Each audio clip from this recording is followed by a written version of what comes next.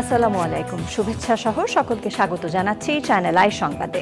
এখনকার আয়োজন নিয়ে আপনাদের সাথে আছি আমি ফাবলিহা বুশরা। শুরুতেই চলুন দেখে নিই সুপার ফ্রেশ ফর্টিফাইড সয়াবিন তেল সংবাদ শিরোনামগুলো।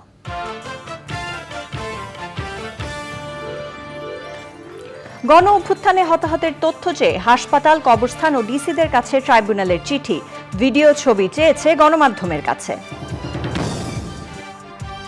অন্তর্বর্তী সরকার কি কি সংস্কার চায় তা তুলে ধরতে বিএনপির আহ্বান।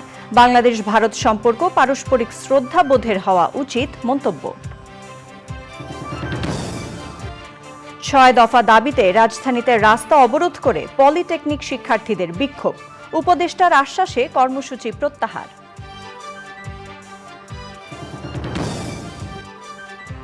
ঢাকা বিশ্ববিদ্যালয়ের শ্রেণী কার্যক্রম শুরু চলতি মাসেই, সব ধরনের রাজনীতি বন্ধ করে হল সংসদ চালুর পক্ষে শিক্ষকরা। এবং বিএবির নতুন চেয়ারম্যান ঢাকা ব্যাংকের চেয়ারম্যান আব্দুল হাই সরকার, পরিচালনা পর্ষদে প্রায় ১৭ বছর পর নতুন নেতৃত্ব।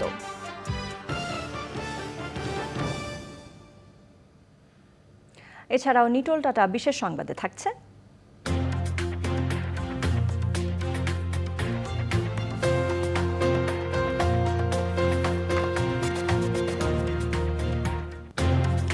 বন্যা ও খরা দূর করতে যুক্তরাজ্যে নদীতে বন্য বিভার ছাড়ার খবর।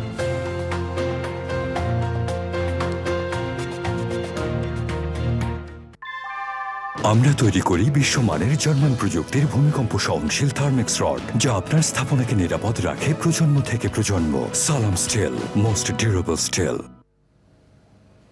সংবাদ শিরোনামগুলো জানাচ্ছিলাম। এখনকার এই সংবাদ আয়োজন একই সঙ্গে চ্যানেল আই এর ইউটিউব চ্যানেল এবং চ্যানেল আই এর ওটিটি প্ল্যাটফর্ম আই স্ক্রিনে লাইভ স্ট্রিম হচ্ছে। এবার জানাবো বিস্তারিত খবর। ছাত্র জনতার গণ অভ্যুত্থানে নিহত ও আহতদের তথ্য চেয়ে দেশের সব সরকারি বেসরকারি হাসপাতাল, কবরস্থান ও জেলা প্রশাসকের কাছে চিঠি দিয়েছে আন্তর্জাতিক অপরাধ ট্রাইব্যুনালের তদন্ত সংস্থা। ওই বিষয়ে তথ্য দিতে সমন্বয়কদের প্রতি আহ্বান জানিয়েছেন ট্রাইব্যুনালের চিফ প্রসিকিউটর তাজুল ইসলাম। গণমাধ্যমের কাছে ছবি ও ভিডিও চেয়েছে ট্রাইব্যুনাল। বিচার চলার সময় শেখ হাসিনা সহ গণহত্যা মামলার আসামিরা যেন বিদেশি আইনজীবী রাখতে পারেন, এ নিয়ে সরকারের সাথে তাদের আলোচনা চলছে। মাজহারুল হক মান্নার রিপোর্ট। গণ অভ্যুত্থানে পুলিশের গুলিতে আহত হয়ে বিভিন্ন হাসপাতালে চিকিৎসাধীনদের দেখতে রোববার হাসপাতালে গিয়েছিলেন প্রসিকিউশন ও তদন্ত সংস্থার প্রতিনিধিরা। এর মাধ্যমে আনুষ্ঠানিক তদন্ত কার্যক্রম শুরু হয়েছে বলে জানান চিফ প্রসিকিউটর তাজুল ইসলাম। এ বিষয়ে বিস্তারিত জানতে প্রতিষ্ঠানে চিঠি দেওয়ার কথা জানান তিনি। বাংলাদেশের সকল জেলা প্রশাসক, সকল পুলিশ সুপার, সকল সিভিল সার্জন, সকল সরকারি এবং বেসরকারি হসপিটালের যারা প্রশাসনে আছেন, দায়িত্বে আছেন, তাদের কাছে চিঠি পাঠাচ্ছি। পাশাপাশি যে সমস্ত বড় বড় কবরস্থান আছে, সেই কবরস্থানের যারা প্রশাসক আছে তাদের কাছেও চিঠি পাঠানো হচ্ছে। যে বিশ্ববিদ্যালয়ের ভাইস চ্যান্সেলরগুলোর কাছে আমরা চিঠি পাঠাচ্ছি যে সেখানে কি কি ঘটনা ঘটেছে। তো এইগুলো চিঠিতে আমরা অনুরোধ জানিয়েছি হসপিটালে কতজন আহত নিহত মানুষ গিয়েছিলেন, কতজন চিকিৎসা গ্রহণ করেছেন, কতজন মারা গিয়েছে, তাদের সংক্রান্ত যত চিকিৎসার ডকুমেন্ট আছে এগুলো তদন্ত সংস্থায় সরবরাহ করার জন্য। প্রিন্ট এবং ইলেকট্রনিক মিডিয়ার যারা এই প্রশাসনে আছেন তাদের কাছে চিঠি দিয়েছি যে আপনাদের কাছে এ যাবৎকালে এই আগস্ট বা জুলাই বিপ্লবের যত ডকুমেন্টস আপনাদের ক্যামেরায় ধারণ করা আছে, আপনাদের রিপোর্টে ধারণ করা আছে, এই সব কিছুর কপি আমাদেরকে সরবরাহ করার জন্য সেটাও আমরা রিকোয়েস্ট করেছি। আশা করছি সেগুলো আমরা পেয়ে যাব। বাংলাদেশের এই ছাত্র জনতার অভ্যুত্থানে যে আমাদের ছাত্র নেতারা ছিলেন, সমন্বয়করা ছিলেন, তাদের সবার প্রতি আমাদের আহ্বান থাকবে যে আপনারা এই ফোরফ্রন্টে ছিলেন, ফিল্ডে ছিলেন, আপনারা দেখেছেন ঘটনাগুলো কিভাবে ঘটেছে। আপনাদেরকে অর্গানাইজড ওয়েতে এই তদন্ত সংস্থাকে সহায়তা করার জন্য আমরা অনুরোধ করছি। বিচার প্রক্রিয়া শুরু হওয়ার পর দেশীয় আইনজীবীর পাশাপাশি বিদেশি আইনজীবীরা আসামিদের পক্ষে মামলা লড়তে পারবেন কিনা তার ব্যাখ্যা দেন চিফ প্রসিকিউটর। আমাদের মধ্যে একটা আলোচনা চলছে যে ফরেন যে সমস্ত লয়ার্স যদি আসামি পক্ষ চান, তারা যদি নিয়োগ করতে চান, সেই ব্যাপারে একটা ইতিবাচক সিদ্ধান্ত হওয়ার সম্ভাবনা আছে, বাট এটা এখনও সিদ্ধান্ত হয়নি। আমরা মনে করি যে তারা যদি তাদের বেস্ট ডিফেন্স দেওয়ার জন্য আইনজীবী চান, সেটা দেশি হোক বিদেশি হোক, আমাদের পক্ষ থেকে আপত্তি থাকার কোনো কারণ নেই। চিফ প্রসিকিউটর বলেন, বিচার প্রক্রিয়া নিয়ে কোনো প্রশ্ন যেন না থাকে, সেজন্য যা যা করা দরকার তাই করবেন তারা। ক্ষতিগ্রস্তরা এই গণহত্যার বিচার দেখার অপেক্ষায় আছেন, সে কথাও স্মরণ করিয়ে দেন তিনি। মাঝড়ক মান্না, চ্যানেল আই, ঢাকা। অন্তর্বর্তী সরকার কি কি সংস্কার করতে চায় তা জাতির সামনে তুলে ধরে দ্রুত নির্বাচন দেওয়ার আহ্বান জানিয়েছে বিএনপি। দলের মহাসচিব মির্জা ফখরুল ইসলাম আলমগীর বলেছেন, বাংলাদেশ ভারত সম্পর্ক পারস্পরিক শ্রদ্ধাবোধের ভিত্তিতে হওয়া উচিত। তবে ভারত এই অঞ্চলে প্রভুত্ব বজায় রাখতে চায় বলে মন্তব্য করেছেন তিনি। মইনুল হাসানের রিপোর্ট। জাতীয়তাবাদী মহিলা দলের ৪৬তম প্রতিষ্ঠা বার্ষিকীতে বিএনপির প্রতিষ্ঠাতা ও সাবেক রাষ্ট্রপতি জিয়াউর রহমানের সমাধিতে শ্রদ্ধা নিবেদনের পর খালেদা জিয়া ও তারেক রহমানের নেতৃত্বে দেশ এগিয়ে নিয়ে যাওয়ার অঙ্গীকার করেন মহিলা দলের নেতাকর্মীরা। এই যে একটা যুদ্ধের বিনিময়ে নতুন একটা স্বাধীনতা আমরা পেলাম, আমাদের প্রতিষ্ঠা বার্ষিকীর অঙ্গীকার হবে আমাদের দেশনেত্রী বেগম খালেদা জিয়ার সুস্থতা, শহীদ রাষ্ট্রপতি জিয়াউর রহমানের প্রকৃত স্বীকৃতি, দেশটা তারেক রহমান যেন দেশে ফিরে আসতে পারে এবং আমরা যে রাজনীতিটা করেছি এতদিন একদম মেরুদণ্ড সোজা করে দাঁড়িয়ে, সেই রাজনীতির জন্য আমরা আরও সুস্থভাবে আমরা করতে পারি। অন্তর্বর্তী সরকার কি কি সংস্কার করবে তা জনগণের সামনে তুলে ধরার আহ্বান জানান বিএনপির মহাসচিব। প্রত্যেকবারই বলে এসেছি আমরা যে একটা সংস্কারগুলো ঘোষণা করে যেটা তারা করতে চান সেগুলো জনগণের সামনে তুলে ধরা এবং সেটার সময় নির্ধারণ করা, যাতে করে সুনির্দিষ্ট একটা যৌক্তিক সময়ের মধ্যে নির্বাচন হতে পারে এবং জনগণের ক্ষমতা জনগণের হাতে তুলে দেওয়া যেতে পারে, সেই ব্যবস্থা করার জন্য আমরা তাদেরকে অনুরোধ করেছি। বাংলাদেশ ভারত সম্পর্ক নিয়েও কথা বলেন মির্জা ফখরুল। শুধু বাংলাদেশ নয়, পার্শ্ববর্তী দেশগুলোর সঙ্গেও ভারতের সম্পর্ক খুব ভালো যাচ্ছে না। এটা অন্যতম প্রধান কারণ আমার কাছে যেটা মনে হয় যে ভারত সবসময় একটা প্রভুত্ব একটা রাজনীতি তারা এই দেশগুলোর সঙ্গে পার্শ্ববর্তী দেশগুলোর সঙ্গে করেছে, যেটা ভারতের জন্য শুভ বয়ে আনবে না, পার্শ্ববর্তী দেশগুলোর জন্য শুভ বয়ে আনবে না। সুতরাং পারস্পরিক সম্মানের ভিত্তিতে, মর্যাদার ভিত্তিতে, পারস্পরিক স্বার্থের ভিত্তিতে সেই সম্পর্ক গড়ে তোলা উচিত বলে আমরা মনে করি। অন্তর্বর্তী সরকার দ্রুত নির্বাচন দিয়ে গণতান্ত্রিক সরকারের কাছে ক্ষমতা হস্তান্তর করবে বলে আশা প্রকাশ করেন বিএনপির মহাসচিব। মনির হাসান, চ্যানেল আই, ঢাকা।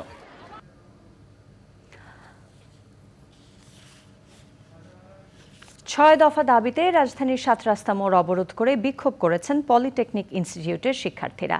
এতে দিনভর মগবাজার, মহাখালী, খামারবাড়ি, ফার্মগেট, শাহবাগ, কাউরান বাজার সড়কে তীব্র যানজট সৃষ্টি হয়। পরে সন্ধ্যায় সরকারের আশ্বাসের ভিত্তিতে সড়ক ছেড়ে দেন শিক্ষার্থীরা। রিয়াজ ইসলামের রিপোর্ট। ডিপ্লোমা ইঞ্জিনিয়ারিং কোর্সের মেয়াদ ৪ বছর করা সহ ৬ দফা দাবিতে সকাল ১০:৩০টার পর রাস্তা অবরোধ করেন পলিটেকনিক ইনস্টিটিউটের শিক্ষার্থীরা। বিক্ষোভের কারণে রাজধানীর গুরুত্বপূর্ণ সড়ক অচল হয়ে পড়ে, ভোগান্তিতে পড়েন সাধারণ যাত্রীরা। তবে শিক্ষার্থীরা অ্যাম্বুলেন্স এবং জরুরি পণ্যের গাড়ি ছেড়ে দেয়। দুপুরের সংবাদ সম্মেলনে শিক্ষার্থীরা ৬ দফা দাবি জানিয়ে বলেন, দাবি আদায় না হওয়া পর্যন্ত সকল ধরনের ক্লাস ও পরীক্ষা বন্ধ থাকবে। আমাদের ২২ লক্ষ শিক্ষার্থীদের জন্য একটি মাত্র প্রকৌশল বিশ্ববিদ্যালয়, সেটি হচ্ছে ডুয়েট। সেখানে শিক্ষার্থীর আসন সংখ্যা হচ্ছে মাত্র ৬৩০ জন। বাকিরা কি করবে? বাকিরা কোথায় যাবে? এই বৈষম্য কি আমরা চাই? স্বাধীন বাংলা এমন বৈষম্যের শিকার আর কেউ হয় নাই। আমাদের কারিগরি শিক্ষার সেক্টর ছেড়ে চলে যায়। আমাদের অনেক যোগ্য লোক রয়েছে, আমাদের কারিগরি সেক্টর পরিচালিত হবে কারিগরি জনবল দ্বারা। এই রুমে আর কোনো বৈঠক হবে না, যা হবে রাজপথে। অন্তর্বর্তী সরকারের কাছে দাবি মেনে নেওয়ার আহ্বান জানান শিক্ষার্থীরা।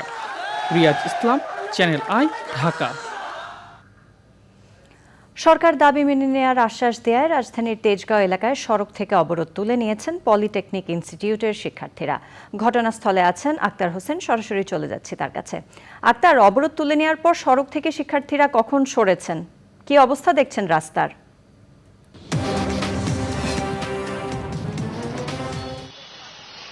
বুশরা, কারিগরি বোর্ডের যে শিক্ষার্থীরা বিশেষ করে ঢাকা সারা বাংলাদেশের যে ডিপ্লোমা ইঞ্জিনিয়ারিং শিক্ষার্থী অর্থাৎ পলিটেকনিকের শিক্ষার্থীরা রয়েছে, তারা কিন্তু 6টি দাবিতে বেশ অনেকদিন ধরে আন্দোলন করে আসছে তাদের সুনির্দিষ্ট কিছু দাবিতে। আজকে তারা দুপুর থেকে কিন্তু তাদের যে কর্মসূচির তীব্রতা বাড়িয়েছে এবং দুপুরে এই ঢাকা পলিটেকনিকের সামনে অর্থাৎ 7 রাস্তা এবং তেজগাঁও এলাকার যে রাস্তা বন্ধ করে তারা অবস্থান নিয়েছিল, যার কারণে যান চলাচল বন্ধ হয়ে যায় আমরা সারাদিনই দেখেছি। কিন্তু কিছুক্ষণ আগেই কিন্তু তাদের যে দাবি ছিল যে কারিগরি বোর্ডের কাছে যে তাদের যে সংস্কারগুলো করার প্রয়োজন সেগুলো নিয়ে ইতিমধ্যে ঢাকা পলিটেকনিকের ভেতর আমরা দেখছি প্রিন্সিপাল এবং যে কারিগরি বোর্ডের সচিব এবং ছাত্র প্রতিনিধিদের নিয়ে একটি বৈঠক চলছে। সেই বৈঠক যখন শুরু হয়েছে তখন কিন্তু তার সড়ক থেকে শিক্ষার্থীরা উঠে গেছে। এই মুহূর্তে আমরা দেখতে পাচ্ছি সড়ক কিন্তু একদমই স্বাভাবিক রয়েছে, যান চলাচল করছে এবং ছাত্ররাও তারা ক্যাম্পাসের ভিতরে চলে গেছে এবং এখানে এখন আলোচনা চলছে। তাদের যেই 6টি সুনির্দিষ্ট দাবি রয়েছে অর্থাৎ যে কারিগরি যে বোর্ডের আন্ডারে যে ঢাকা পলিটেকনিক ইনস্টিটিউটগুলো রয়েছে সেই ইনস্টিটিউটে যে ক্রাফট ইনস্ট্রাক্টর হিসেবে নন টেক অর্থাৎ কারিগরি নয় এমন লোকদেরকে নিয়োগ দেওয়া হয়েছিল 2021 সালে। তারা চাইছেন যে যেহেতু এটি কারিগরি প্রতিষ্ঠান এবং কারিগরি শিক্ষায় কিন্তু বলছেন যে উন্নয়ন অগ্রগতির চাবিকাঠি এবং তাদের সেই শিক্ষার জন্য তারা বলছেন যে ক্রাফট ইনস্ট্রাক্টরদের নন টেক থেকে নিয়োগ দেওয়া হয়েছিল তাদেরকে সেখান থেকে অপসারণ করে বোর্ডে অথবা অন্য কোথাও স্থানান্তর করতে হবে এবং এই পদে যেন অবশ্যই কারিগরি যারা রয়েছে ব্যাকগ্রাউন্ড রয়েছে তাদেরকে নিয়োগ দেওয়া হয়। এছাড়া যে গত বছর শিক্ষা মন্ত্রণালয় থেকে একটি উদ্যোগ নেওয়া হয়েছিল যে কারিগরি যে ডিপ্লোমা ইঞ্জিনিয়ারিং কোর্স 4 বছর মেয়াদি যেটি চলছে এটি 3 বছর করার উদ্যোগ নেওয়া হয়েছিল। ছাত্ররা দাবি করছেন যে কারিগরি যে ডিপ্লোমা ইঞ্জিনিয়ারিং শিক্ষাবর্ষ সেটি 4 বছর এবং 8টি সেমিস্টারের মধ্যেই রাখতে হবে, এই দাবি তারা করছেন। এবং তাদের আরও একটি দাবি হচ্ছে যে চাকরির ক্ষেত্রে যে 10ম গ্রেডে সাধারণত ডিপ্লোমা ইঞ্জিনিয়াররা চাকরি পেয়ে থাকেন। এখন আসলে সরকার একটি উদ্যোগ নিয়েছে, একটি প্রজ্ঞাপন হয়েছে যে 10ম গ্রেডে সাধারণত বিএসসি ইঞ্জিনিয়াররা বিশেষ করে যারা বিএসসি করে ডিগ্রি ইঞ্জিনিয়ার তারাও আবেদন করতে পারবেন, কিন্তু এই ক্ষেত্রে তারা মনে করছে যে তাদের চাকরি বাজার সংকুচিত হয়ে যাবে। সেজন্য তারা বলছেন যে 10ম গ্রেডে শুধুমাত্র যেন ডিপ্লোমা হোল্ডার যারা রয়েছে তারাই যেন আবেদন করতে পারে। তো বুশরা, আমি একজন ছাত্রের সঙ্গে কথা বলবো যে আপনারা দাবিতে আন্দোলন করছেন, এখন কি আপনারা আন্দোলন চালিয়ে যাবেন কিনা একটু বলবেন? আমাদের দাবি মেনে নেওয়া হবে বলে আশ্বাসিত করেছে। এখন আমাদের কথা চলছে প্রতিনিধি যারা আছে তাদের সাথে, সচিবালয় থেকে উপদেষ্টা এবং আমাদের শিক্ষক মণ্ডলী আছে। তারপরে যদি আমাদের দাবি যদি না মানা হয় আমরা কঠোর কর্মসূচি দিব বলে আমরা আশাবাদী। কিন্তু আমরা মনে করি যে আমাদের দাবি যুক্তি আছে, উনি মেনে নিবে বলছে, যেহেতু আসলে আমরা চাইবো যে আমরা ক্লাসে ফিরে যেতে, আমরা স্টুডেন্ট আমরা যাতে পড়ালেখার দিকে যেতে চাই আর কি। বুশরা, আপনি শুনছিলেন যে ছাত্ররা বলছে তারা কিন্তু কারিগরি শিক্ষার বোর্ডের যে সংস্কার সেই সংস্কার তারা দাবি করছেন এবং তারা আশাবাদী তারা ক্লাসে ফিরে যাবেন তাদের যৌক্তিক দাবিগুলো মেনে নেওয়া হলে। জি আক্তার, ধন্যবাদ আপনাকে। তেজগাঁ থেকে আমাদের সাথে যুক্ত হয়েছিলেন সহকর্মী আক্তার হোসেন। ঢাকা বিশ্ববিদ্যালয়ের শ্রেণী কার্যক্রম শুরু হচ্ছে চলতি মাসেই, এমন সম্ভাবনার কথা জানিয়ে ঢাকা বিশ্ববিদ্যালয়ের উপাচার্য বলেছেন উপাচার্যের সিদ্ধান্তই যেন একক সিদ্ধান্ত না হয় এমন চেষ্টা করছেন তিনি। বিশ্ববিদ্যালয়ের শিক্ষকরা বলেছেন সব ধরনের রাজনীতি বন্ধ করে হল সংসদ চালু করতে হবে। মোস্তফা মল্লিকের রিপোর্ট। ঢাকা বিশ্ববিদ্যালয় শিক্ষক সমাজ আয়োজিত শিক্ষা ব্যবস্থার সংস্কার নিয়ে মতবিনিময় সভা। বিশ্ববিদ্যালয়ের বিভিন্ন পর্যায়ের শিক্ষক, শিক্ষার্থী ও বৈষম্য বিরোধী ছাত্র আন্দোলনের প্রতিনিধিরা সভায় বক্তৃতা করেন। লেজুর ভিত্তিক ছাত্র রাজনীতি, পেশি শক্তি এবং সন্ত্রাস নির্ভর এবং সাম্প্রদায়িক ছাত্র রাজনীতি নিষিদ্ধ করতে হবে। বিশ্ববিদ্যালয়ের কেন্দ্রীয় ছাত্র সংসদ ডাকসু থেকে শুরু করে হল পর্যায়ের নির্বাচনকে সক্রিয় নিয়মিত করতে হবে। ঢাকা বিশ্ববিদ্যালয়ের উপাচার্যের এত সীমাহীন ক্ষমতা থাকা ঠিক না, যেরকম প্রধানমন্ত্রীর ক্ষমতা এত সীমাহীন থাকা ঠিক না। আমি মনে করি ঢাকা বিশ্ববিদ্যালয়ের উপাচার্যের বাসভবন একটা সামন্ত জমিদারের মতো এত বড় হওয়ারও কোনো যৌক্তিক কারণ নাই, এটাকে ছেড়ে ফেলা উচিত। আমরা সেই মান্দাতার আমলের ইভ্যালুয়েশন সিস্টেমে রয়ে গেছি, সেই 6টা প্রশ্ন থেকে 4টা উত্তর দিতে হইবে। আমরা কি ভেবে দেখেছি যে আমার সেই মান্দাতার আমলের যে ইভ্যালুয়েশন সিস্টেম এটা দিয়ে আদৌ আমার জনসম্পদটা গড়ার ক্ষেত্রে কাজ করছে কিনা সেটা আমরা ভেবে দেখিনি। ঢাকা বিশ্ববিদ্যালয়ের উপাচার্য বলেছেন শিক্ষা কার্যক্রম শুরুর বিষয়ে অনেকটাই এগিয়েছেন তারা। উপাচার্য, উপ-উপাচার্য, কোষাধ্যক্ষ এই টিমটি রেজিস্ট্রার সহ আমরা চাচ্ছি যে এনাদের মধ্যে একটা নিয়মিত যোগাযোগ হোক। উপাচার্যের জন্য এককভাবে সিদ্ধান্ত নিতে না পারেন।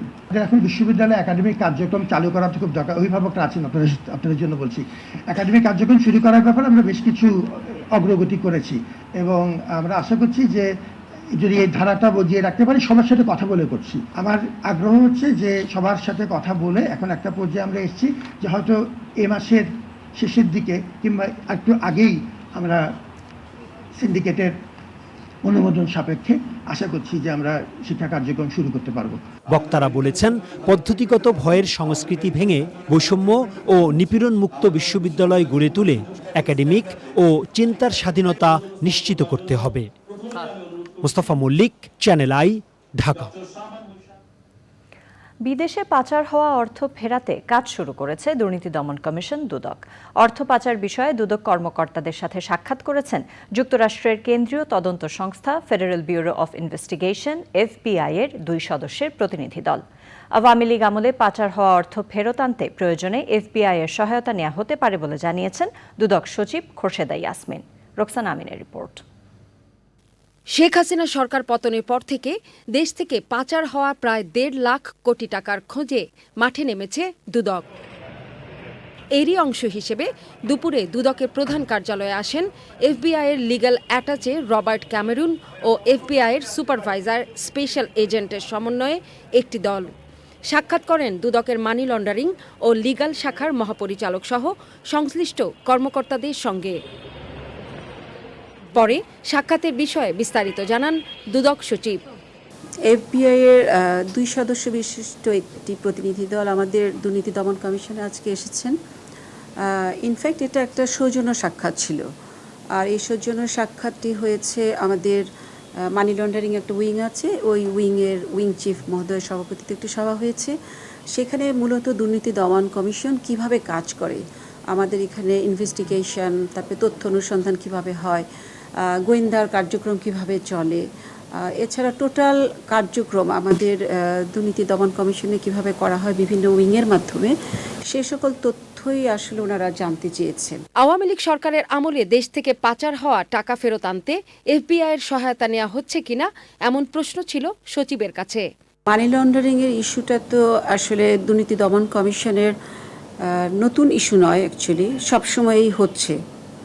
এখন বর্তমান পরিস্থিতিতে এই ধরনের কার্যক্রমে যদি কোনো সহযোগিতার প্রয়োজন হয়, নিশ্চয়ই দুর্নীতি দমন কমিশন সেই সহায়তা নেবে। ইতোমধ্যে আওয়ামী লীগের সাবেক মন্ত্রী, প্রতিমন্ত্রী, MP, ব্যবসায়ী, পুলিশ ও আমলাসহ প্রায় 200 ভিআইপির বিরুদ্ধে দুর্নীতি ও অর্থ পাচার অনুসন্ধান করছে দুদক। অনুসন্ধান ও তদন্ত কাজ আরও নিখুঁত করতে দেশি বিদেশি সহায়তা নিতে যাচ্ছে সংস্থাটি। রোকসানা আমিন, চ্যানেল আই, ঢাকা। সমাজ কল্যাণ মন্ত্রণালয়ের আওতায় সুবিধাভোগীদের তালিকা যাচাই বাছাই করা হবে। তালিকা নতুন করে করা হবে বলে জানিয়ে সমাজ কল্যাণ উপদেষ্টা শারমিন এস মুর্শিদ বলেছেন, রাজনৈতিক দল সংস্কার ও পুনর্গঠন করা হবে। রফিকুল বাশারের রিপোর্ট। অন্তর্বর্তী সরকারের 1 মাস পূর্তিতে সমাজ কল্যাণ এবং মহিলা ও শিশু বিষয়ক মন্ত্রণালয়ের কার্যক্রম ও ভবিষ্যৎ পরিকল্পনা নিয়ে সংবাদ সম্মেলন। সমাজ কল্যাণ উপদেষ্টা শারমিন এস মুর্শিদ বলেন, চলমান প্রকল্পগুলো বন্ধ হবে না, তবে প্রকৃত সুবিধাভোগীর কাছে অর্থ পৌঁছাচ্ছে কিনা তা খতিয়ে দেখা হবে। কিভাবে আমরা নিশ্চিত করতে পারি, এই একটি কাজ। আরেকটা হচ্ছে সরকারি অর্থের সৎ ব্যবহার নিশ্চিত করার জন্য উন্নয়ন প্রকল্পে কিছুদিনের স্থবিরতা লক্ষ্য করা গেলেও মূলত কার্যকর উন্নয়ন প্রকল্প বাস্তবায়নের বিষয়টি কিন্তু জরুরি। চলমান কাজ বন্ধ হচ্ছে না, এটা খুব গুরুত্বপূর্ণ। আপনাদের জানা, অনেকেই ভয় সেটা পাচ্ছেন না, আমরা চলমান কাজ বন্ধ করব না কাউকে কষ্ট দিয়ে। বিশেষ করে ভাতাভোগী মানে যারা বিভিন্ন ভাতা পেয়ে থাকেন, হ্যাঁ, সেফটি নেটের বেনিফিশিয়ারি যারা, এবং তাদের ভাতা এবং সংখ্যা, অর্থাৎ অর্থ এবং সংখ্যাটা কিন্তু পরিবর্তিত হচ্ছে না। কিন্তু এই নিশ্চয়তা আমি আগামী দিনের জন্য দিতে পারবো না। আমাদের মূল্যায়নটা হয়ে গেলে যদি দেখি ভাতার লিস্টের ভেতরে অনেক ভৌত লিস্ট আছে, তাহলে ভুয়া লিস্ট আছে, সেগুলো আমরা ইনশাল্লাহ সংশোধন করব। আর যদি আমরা দেখি আমাদের পদ্ধতির ভেতরে এমন ত্রুটি আছে যে ন্যায্য যার পাওয়ার কথা সে পাচ্ছে না, এইটুকু বলবো যে সেটা আমরা যে করে হোক শুধরাবো এবং এই দপ্তরকে নিয়েই শুধরাবো। যারা ত্রুটিটা করছে তাদেরকে নিয়েই কিন্তু আমরা এটা শুধরাবো। রাজনৈতিক সংস্কৃতি পরিবর্তন প্রয়োজন জানিয়ে উপদেষ্টা বলেন, অতীতে জনগণের ভোটে নির্বাচিত না হয়ে বলা হয়েছে নির্বাচিত সরকার। এসব সংস্কার করা হবে। এই সংস্কার করতে যৌক্তিক সময় পর্যন্ত অন্তর্বর্তী সরকার ক্ষমতায় থাকবে। প্রয়োজন ততটুকু, তার বাইরে তো নয়। আর যতটুকু আপনারা মনে করেন আমাদের প্রয়োজন ততটুকু। এখন আপনারা যদি মনে করেন, আমাদের তরুণ সমাজ যদি মনে করে প্রয়োজন নেই, তাহলে আমরা চলে যাব। কিন্তু মাথায় রাখতে হবে যে আমাদের একটা পরিবেশে পৌঁছাতে হবে, যে পরিবেশের ভেতর দিয়ে আমাদের তো একটা অঙ্গীকার আছে, একটি নির্ভুল একটি নির্বাচন উপহার দেওয়া। এই কাজটিও তো আমাদের করে যেতে হবে। তার জন্য সংস্কার অবশ্যই দরকার, কারণ আমাদের বিগত নির্বাচনগুলো এত খারাপ হয়েছে। আমাদের নির্বাচনের যে কোড অফ কন্ডাক্ট আছে আপনারা এগুলো জানেন, আমি আর আপনাদেরকে বোর করতে চাই না এগুলো বলে। এগুলোকে সবটুকু রিভিজিট করতে হবে। আমার ভোটার রোল রিভিজিট করতে হবে। ভোটার রোলের অবস্থা খুবই খারাপ হয়ে গেছে, আমার কোড অফ কন্ডাক্ট খুবই খারাপ হয়ে গেছে, এবং এই জায়গাগুলো শুধরাতে হবে। এবং আরেকটা জিনিস, আমাদের রাজনৈতিক দলগুলোকে শুধরাতে হবে। সব কার্যক্রমে স্বচ্ছতা ও জবাবদিহিতা নিশ্চিত করার পাশাপাশি দুর্নীতি দমন এবং কৃচ্ছ্রতা সাধন করা হবে বলে জানান উপদেষ্টা। Rafiqul Bashar, channel i, Dhaka. বাংলাদেশে নিযুক্ত ভ্যাটিকানের রাষ্ট্রদূত কেভিন এস র্যান্ডেল অন্তর্বর্তী সরকারের প্রধান উপদেষ্টা অধ্যাপক মোহাম্মদ ইউনুসের সাথে সৌজন্য সাক্ষাৎ করেছেন। সাক্ষাতে বাংলাদেশের সংখ্যালঘু সম্প্রদায়, রোহিঙ্গা ইস্যুসহ বিভিন্ন বিষয়ে আলোচনা হয়েছে। বাংলাদেশে বসবাসকারী 10 লাখেরও বেশি রোহিঙ্গার জন্য সহায়তা বাড়ানোর প্রয়োজনীয়তার উপর জোর দেন ভ্যাটিকানের রাষ্ট্রদূত। এছাড়া বাংলাদেশ ও ভ্যাটিকানের ধর্মীয় নেতাদের মধ্যে আন্তঃধর্মীয় সংলাপ আয়োজনেরও প্রস্তাব দেন কেভিন এস র্যান্ডেল। আলোচনায় বাংলাদেশের বর্তমান পরিস্থিতির বিষয়টিও উঠে আসে। প্রধান উপদেষ্টা বলেন, দায়িত্ব নেয়ার পর প্রথম মাসে অন্তর্বর্তী সরকার গুরুত্বপূর্ণ নানা সংস্কার করেছে এবং তা অব্যাহত থাকবে। রাষ্ট্রপতি ও সশস্ত্র বাহিনীর সর্বাধিনায়ক মোহাম্মদ শাহাবুদ্দিনের সাথে সৌজন্য সাক্ষাৎ করেছেন সেনাবাহিনী প্রধান জেনারেল ওয়াকারুজ্জামান। বঙ্গভবনে অনুষ্ঠিত সাক্ষাতে সেনাপ্রধান জেনারেল ওয়াকারুজ্জামান সেনাবাহিনীর সার্বিক কার্যক্রম সম্পর্কে রাষ্ট্রপতিকে অবহিত করেন। এছাড়া দেশব্যাপী আইনশৃঙ্খলা ও শান্তিপূর্ণ পরিস্থিতি বজায় রাখতে সেনাবাহিনীর কার্যক্রমও তুলে ধরেন তিনি। রাষ্ট্রপতি দেশের সার্বিক আইনশৃঙ্খলা পরিস্থিতি রক্ষা ও জনগণের জানমালের নিরাপত্তা প্রদানে সেনাবাহিনীর ভূমিকার প্রশংসা করেন।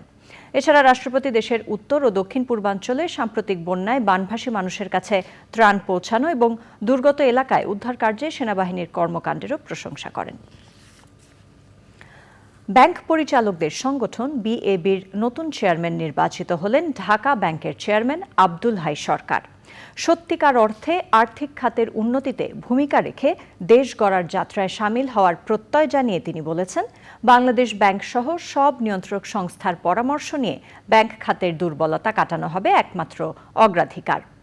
ফুটবল টুর্নামেন্ট আয়োজন আর প্রধানমন্ত্রীর সঙ্গে চা খাওয়ার বদনাম থেকে সংগঠনকে বের করার উদ্যোগ নেওয়ার কথা জানিয়েছে বিএবি। রিজভিনা বাজের রিপোর্ট। অর্থনীতির রক্ত সঞ্চালক ব্যাংকিং খাতের প্রধানতম সংগঠন বাংলাদেশ অ্যাসোসিয়েশন অব ব্যাংকস বিএবি।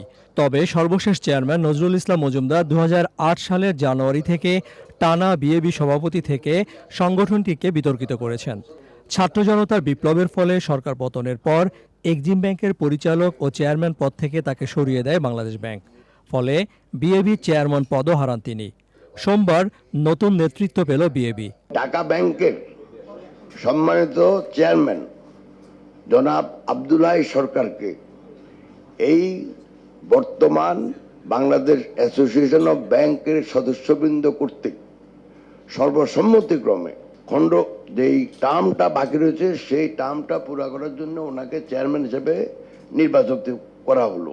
অতীতের বদনাম ঘুচিয়ে সামনের দিকে এগিয়ে যাবে ব্যাংকিং খাত, প্রত্যাশা ব্যাংক পরিচালকদের। 6 মাসের মধ্যে আমাদের মূল দুইটাই দায়িত্ব, একটা হলো নতুন ইলেকশনটা করা, আর তার থেকে হলো যে এখন ইমিডিয়েট ব্যাংকিং সেক্টরে যেসব প্রবলেম আছে এটা বাংলাদেশ ব্যাংকের কাছে ধরে তোলা।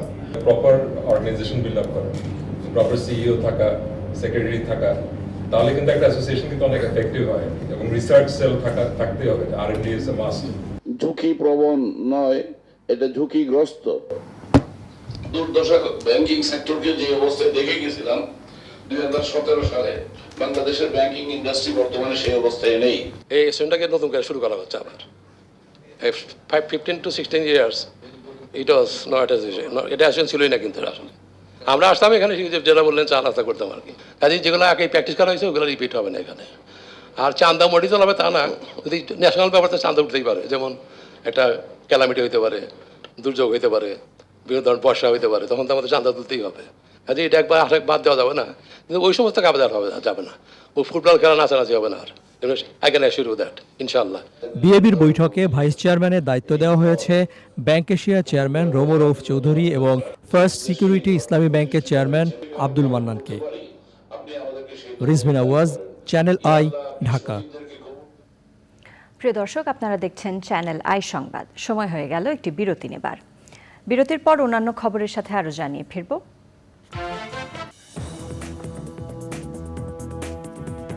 বিরতির পর সাথে থাকার জন্য ধন্যবাদ সবাইকে। আড়িয়াল বিলের ড্রেজার বসানো বন্ধে কঠোর নির্দেশনা দিয়েছেন পরিবেশ, বন ও জলবায়ু পরিবর্তন এবং পানি সম্পদ মন্ত্রণালয়ের উপদেষ্টা সৈয়দা রিজওয়ানা হাসান।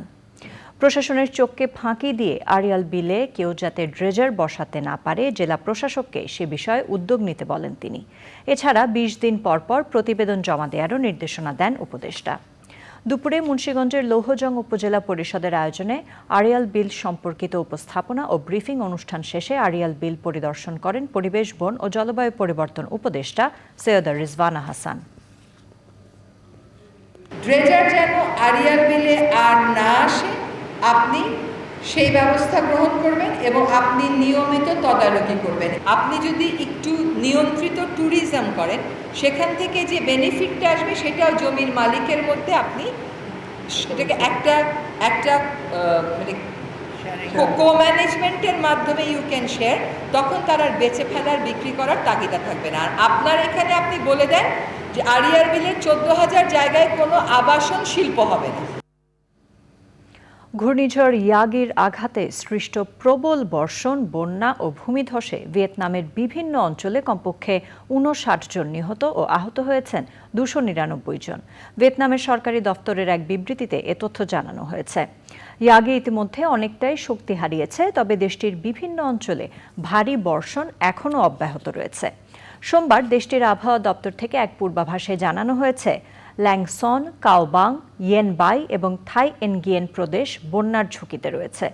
পূর্বাভাসে আরও বলা হয়েছে ইয়াগির প্রভাবে গত 24 ঘন্টায় ভিয়েতনামের বিভিন্ন অঞ্চলে সর্বনিম্ন 208 মিলিমিটার থেকে সর্বোচ্চ 433 মিলিমিটার বৃষ্টিপাত হয়েছে। বৃষ্টিপাত না কমলে বন্যা, ভূমিধসের মতো দুর্ঘটনা আরও বেশি হতে পারে বলে সতর্কবার্তাও দেওয়া হয়েছে পূর্বাভাসে। এবার আইস্ক্রিন সাংস্কৃতিক সংবাদ।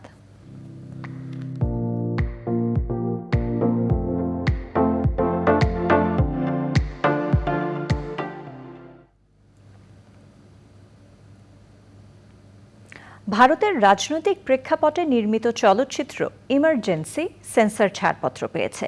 1975 সাল থেকে 1977 পর্যন্ত ভারতে জারি হওয়া 21 মাসের জরুরি অবস্থা নিয়ে এই সিনেমা।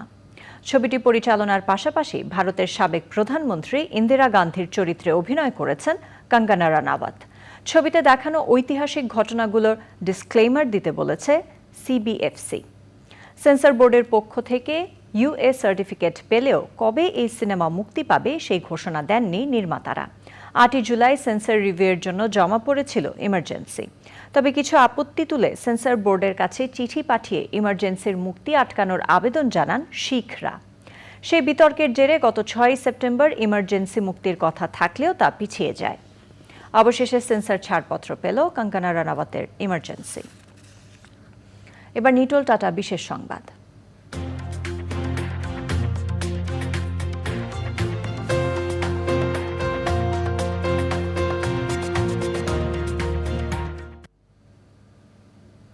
বন্যা এবং খরা দূর করতে ইংল্যান্ড এবং ওয়েলসের নদীতে বন্য বিভার ছেড়েছে যুক্তরাজ্যের সংরক্ষণবাদীরা। বিভার প্রকৃতির বাস্তুতন্ত্রের প্রকৌশলী হিসেবে কাজ করে বলে জানিয়েছেন পরিবেশ সংরক্ষণবাদীরা। তারা বলছেন, জলবায়ু পরিবর্তন রোধে বিভার গুরুত্বপূর্ণ কাজ করে, সেই সাথে জমির উর্বরতা বৃদ্ধি, পানি ধরে রাখা ও অন্যান্য প্রাণীদের সাহায্য করে এই প্রাণী। বিভার স্ট্রাকচারের নেটওয়ার্ক তৈরি করে ভারী বর্ষণের সময় বৃষ্টির পানি সংগ্রহ করে এবং ঘরবাড়ি প্লাবিত হওয়ার ঝুঁকি কমায়। বন্য বিভারের বংশ বিস্তারের দিকে গুরুত্ব দিচ্ছে যুক্তরাজ্যের ফুড অ্যান্ড রুরাল অ্যাফেয়ার্স। এবারে জানাবো কৃষি সংবাদ।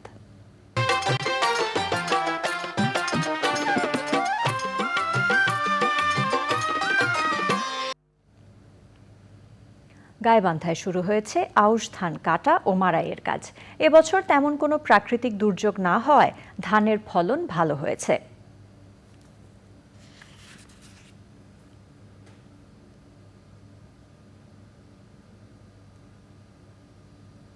এবার জানাবো প্রকৃতি সংবাদ।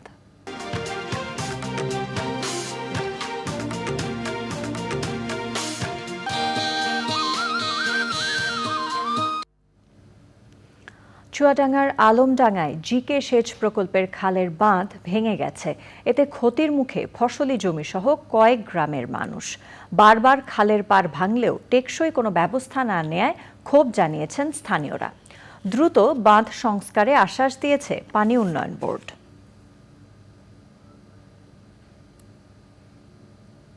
পূবালী ব্যাংক বাণিজ্য সংবাদ।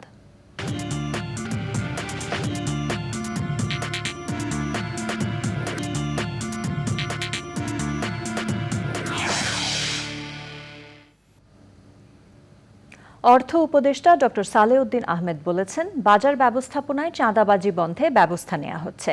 বাজার ব্যবস্থাপনায় চাঁদাবাজিতে শূন্য স্থান পূরণ হয়েছে। দ্রব্যমূল্য নিয়ন্ত্রণে আরও কিছুদিন সময় লাগবে বলেও জানান তিনি। ইউএনডিপি প্রতিনিধিরা অর্থ উপদেষ্টার সাথে দেখা করেন, পরে সাংবাদিকদের সাথে কথা বলেন অর্থ উপদেষ্টা। রিসেন্টলি আমরা আরও সয়াবিন ব্র্যান্ড অয়েল আনার জন্য ইম্পোর্টের পারমিশন দেবো। বলে আসলে কিন্তু মোটামুটি সাপ্লাইয়ের বা সরবরাহের কোনো কমতি হবে না।